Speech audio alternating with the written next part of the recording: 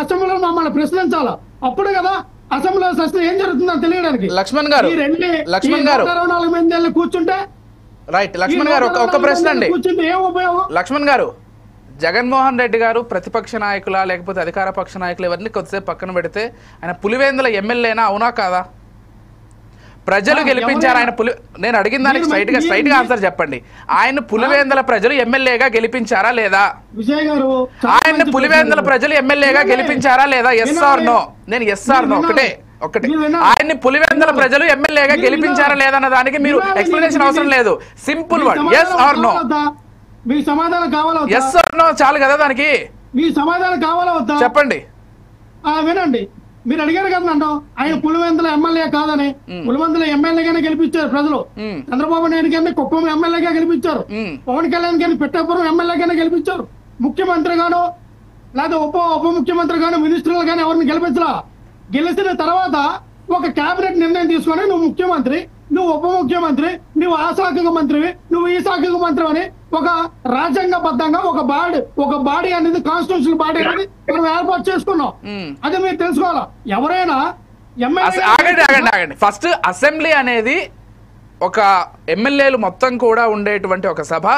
దాదాపు రాష్ట్రంలో ఉన్నటువంటి 175 నియోజకవర్గాలకు సంబంధించి కేవలం ఇతర అంశాలంటే విద్యుత్ శాఖకు సంబంధించి లేకపోతే ఇతర శాఖలకు సంబంధించో కాదు, ఆయా నియోజకవర్గాలకు ప్రాతినిధ్యం వహించాల్సినటువంటి బాధ్యత కూడా ఎమ్మెల్యేలకు ఉంటుంది. ఒక ఎమ్మెల్యేగా హాజరవ్వాల్సినటువంటి బాధ్యత ప్రతి ఒక్కరికి ఉంటుంది. అపోజిషన్ పార్టీ లేకపోతే అధికార పక్షం ఇవన్నీ పక్కన పెడితే ఒక ఎమ్మెల్యేగా ఆ నియోజకవర్గానికి సంబంధించి సమస్యల్ని ప్రస్తావించడానికైనా కానీ ఖచ్చితంగా ప్రతి ఎమ్మెల్యే అసెంబ్లీలో ఉండాల్సినటువంటి ఆవశ్యకత ఉంది. అవునా కాదా? కరెక్టే. 2023 వరకు కూడా అసెంబ్లీ మెట్లు కూడా తొక్కలేదు కదా. వారిని అడగండి ఎందుకు రాలేదు సార్. మీరు 2023 వరకు కూడా అసెంబ్లీ గేటును కూడా ముట్టుకోలేదు. ఎందుకు రాలేదు? వారిని అడగండి. భారత రాజ్యాంగం మీ ఇంతగా మాట్లాడతారు. 60 రోజులు దాటిపోయండి. 60 రోజులు దాటిపోయా. వర్షాకాల సమావేశాలు ఎన్ని రోజులు పెట్టారండి? శీతాకాల సమావేశాలు ఎన్ని రోజులు పెట్టారండి? 60 రోజుల లోపు కానీ ఎవరైనా ఒక ఎమ్మెల్యే కానీ ఎంపీ కానీ ఆయా అసెంబ్లీలో ఆయా లోక్సభలో కానీ వాళ్ళు ప్రవేశించాలి. హాజరు ఆ యొక్క వాళ్ళని డిస్క్వాలిఫై చేసే అధికారం ఆ యొక్క స్పీకర్కి ఉంటది. ఈ రోజు 60 రోజులు అయిపోలేదా? జగన్మోహన్ రెడ్డి గారు భయపడి వచ్చాడు దానికి మీ దగ్గరికి. 60 రోజులు ఎక్కడైంది? లెక్క పెట్టుకోండి. ఎన్ని రోజులు మీరు అసెంబ్లీ సెషన్ లో పెట్టారు? మీరు ఎందుకు సార్ ప్రజలు మభ్య పెడతారు? ఒక్కసారి జనసేన నాయకులతో మాట్లాడదాం. లక్ష్మణ్ గారు ఒక్కటి సార్ అయిపోయింది. ఒక నిమిషం సార్. విజయ్ గారు, భయం ఏంటంటే మాకు ప్రతిపక్ష హోదా కల్పించకపోవడం మీ బాధ అంటే భయం ఏంటంటే సూపర్ 6 ఎత్తడానికి ప్లాన్ వేశారు. జగన్మోహన్ రెడ్డి గారు ప్రతిపక్ష నాయకులుగా అడుగుతారు.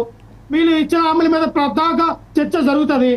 సో జగన్మోహన్ రెడ్డి గారు ఈ రోజున వాళ్ళు చెప్పినటువంటి ఏదైతే ఫ్రీ బస్ ఉందో, వాళ్ళు చెప్పినటువంటి అమ్మవాడు ఏదైతే ఉందో, వాళ్ళు చెప్పినటువంటి